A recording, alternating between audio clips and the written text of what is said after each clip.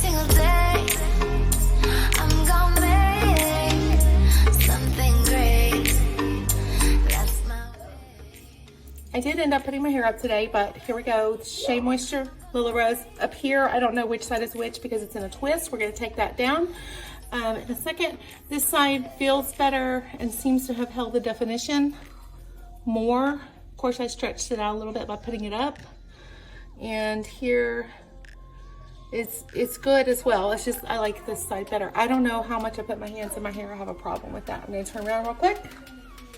Pop that out. And there you go. If you see my watch in the video, that's the side with the Shea Moisture. Did that on purpose so I would know.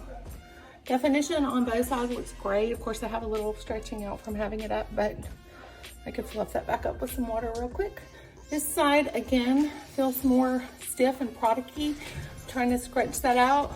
Can you hear? Where this side doesn't have as much, so.